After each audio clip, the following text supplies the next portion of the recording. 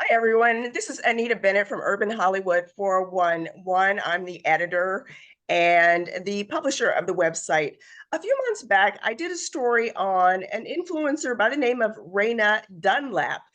Reyna died in Cleveland, Ohio, and she passed away after her family had been looking for her for some time. Well, we now know her cause of death, and I am here with her family. So they're going to talk about the autopsy reports and they're going to share what they've learned and how they're feeling about the results. So joining me now are Karen Jones, Raina's mother, and her sister, Kira Dunlap. Thank you so much for being here. You're welcome. Thank Thank you, you. Anita. Mhm. So when police first talked to the media about Raina's death, they said that they suspected that she had died of, drugs were involved in her death, but the autopsy says something very, very different. Mrs. Jones, can you tell us about that? I was adamantly um, certain that my daughter did not have anything to do with drugs. We knew her well, and I made that clear. And the police, whoever their spokesperson was, put out the information that she died from a drug overdose. When I went to examine that and question that a little more, I was told that's what they do when someone's found in an abandoned house. Is they automatically, it was based on where she was found, and that was all. So they had no reason to believe other than making an assumption that finding a dead young Black female in an abandoned home, that she was a drug overdose. The toxicology report comes back. It shows there were no acidic neutral drugs, no basic drugs, no cannabis, no cocaine, no fentanyl, no volatile. She had no drugs at all in the entire screen panel for the autopsy. The toxicology report indicates nothing was found in her system at all, except for nicotine, a small amount of nicotine, which the medical examiner said was an indication that she may have been exposed to secondhand smoke. Mhm. So absolutely no drugs in her system. But Absolutely this, no drugs. okay. So her cause of death was thrombophilia um, in the brain and the lungs. And I take it that that means blood clots, correct? Correct. So it seems to me that that is highly unusual for someone who's 30 years old to die from blood clots like that. And the autopsy ruled that her death was of natural causes. So what's your reaction, Kira? How do you feel about that? Um, well, I knew from the beginning that she wasn't going to have any drugs in her system. I think that it's very suspicious that she died from a stroke. When we asked the medical examiner about like what could have caused a stroke, because we don't have a history of stroke in our family or blood clots in our family, she said that a contributing factor could have been starvation, malnutrition, and severe dehydration. She had gone to a hospital at the end of November that referred her to a rape crisis center, and she had spent a week there due to flare ups due to her eczema. And from that time to when she was found in early January, she lost 40 pounds from when she was previously seen. So that I think highly indicates that she was severely starved and dehydrated. Do we know that if she had been sexually assaulted? According to the autopsy report, there was no signs of trauma to her genital area. So there was no indication of such. But why did she go to a rape crisis center? We're not sure, and just in following what we what people shared with us from her social media, she uh, indicated that she had been assaulted. She may have been, she indicated she had been drugged. She woke up someplace and she had been assaulted. She had a black eye and she was beat up and all of her stuff was gone. So that preceded her going to the hospital and procedure going to the rape crisis center. So that she, that may have, that incident or maybe another may have been why she went to the rape crisis center. Do we know who these people were, who she was staying with? Because you're in Maryland, she was from Maryland. We know that she went to Cleveland. We think that she may have been pursuing a spot on a reality show, and we'll get to that in a little bit. But do we know who these people were? We have a few names of people that she was last staying with, but we wouldn't want to release that at this time. Um, but we don't personally know these people, And and I she don't think didn't. Reyna really knew these people either. She came into contact with the people that we know were the last ones to be seen with her or to have contact with her. She came into contact with one of them because he indicated he saw her sitting outside dressed inappropriately for the weather and offered to give her help and a place to stay so that she wouldn't be on the streets. I guess he thought she was on the streets. How much time passed till she was deceased from the time that this gentleman offered to help her until she died? We can give an answer to that, but honestly, we don't believe the account from the person, from this particular person. So we're just going to say we don't know. All we know is that she was seen in December at the hospital, and that she was on social media up until January 2nd. And then there was silence after Yes. January the 2nd. Yes, the last recorded footage that we have of her is from January 2nd. And what are police saying? What are police doing?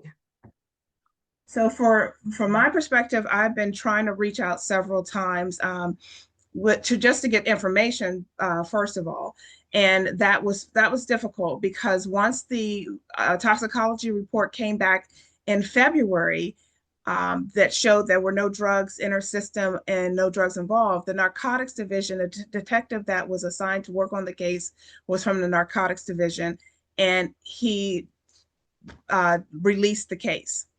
And he told us that he would release the case and it would be going to homicide. But they needed to wait for the medical examiner's report. Again, the medical examiner's report was not provided to us for 7 months. So we didn't get the report until August. Reyna passed away and was found in January. So I don't think that that's normal. So for that amount of time. But so reaching out, just to go back, reaching out to homicide division, they have no case that they're working on.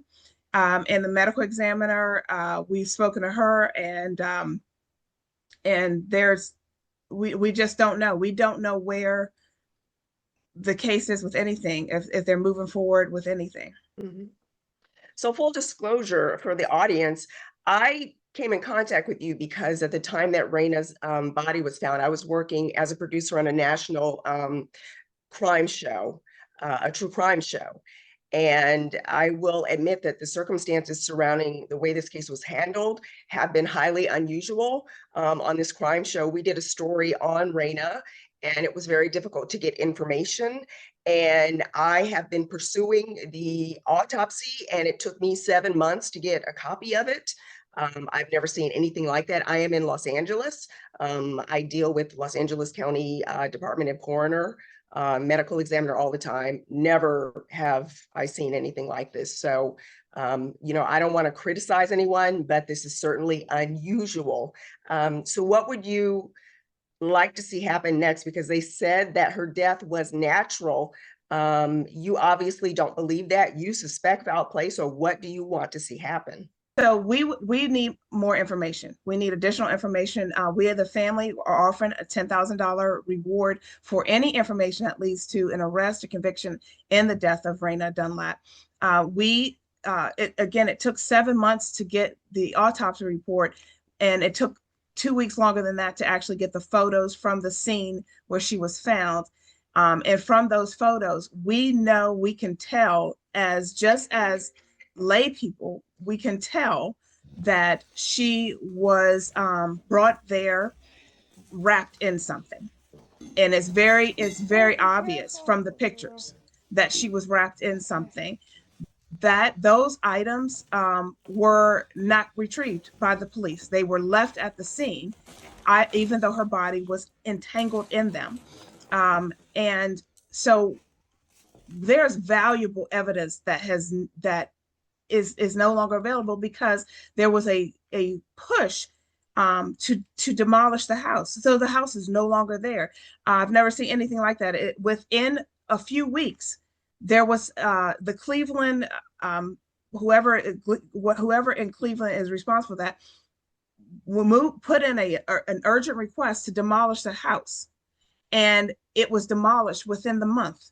So if we had the photos prior to the demolition of the house, we could have gone back and collected what was valuable evidence. That is just incredible. Now I know from when I worked in the crime show that you did go to Cleveland and you went inside the house and you recorded video. I mean, that house was in shambles. It was, I guess you would say, like a trap house that you would see like on The Wire. I don't know how she ended up in that house, but it was like a house of horrors. Can you describe what that house was like? It was trashed, it was dirty, there was broken wood and glass and just junk everywhere in the house. Where she was found, she didn't have any shoes on. So she would have, and her stuff was tossed outside in the garage. So she couldn't have walked there by herself without any sort of abrasions on her feet. And that was something I did ask the medical examiner at the time. And she said that there were none.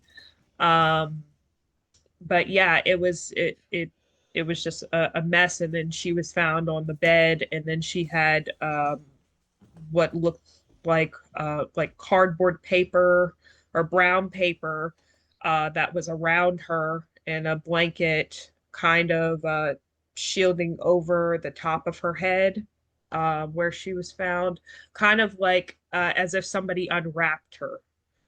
Um, and which was very suspicious. But yes, it was very much a place that I don't think anybody would normally go to. I know that that's not a place where she would have gone to, because the last known footage that we have of her is from places that she went to in the area that she frequented in Cleveland that was not near the house. And if I can add on to that, I'm going to provide some information that was provided to me as well. And I thought that the wording was very helpful, and the information was helpful.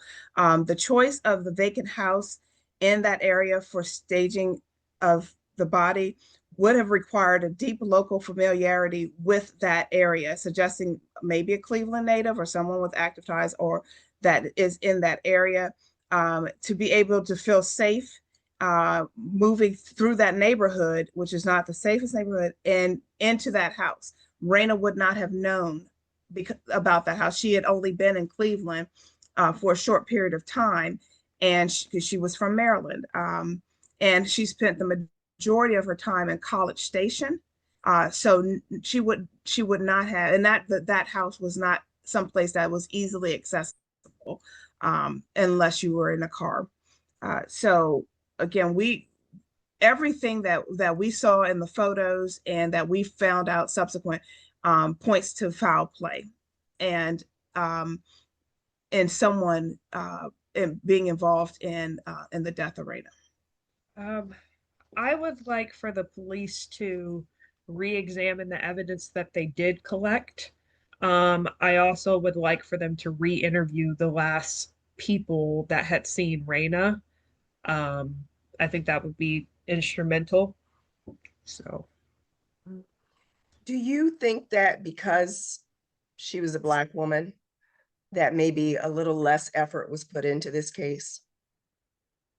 I think because she was a Black woman found in that home, she was dismissed as a drug user, and the emphasis was not put into it. I can say that the original detective that worked on the narcotics case was doing a pretty good job in collecting evidence and following the trail. He took everything that we gave him and pursued it. But then once it was no longer drug related, he just dropped it. And I do know, in cases where the victim does not look like, your Gabby Bettino or, your Natalie Holloway, they don't get the same media coverage or the attention, and thus they don't get the pressure on the police to solve the case or to pursue the case. So yes, I definitely believe that because she's a young Black female, there's no pursuit in this, even though everything points to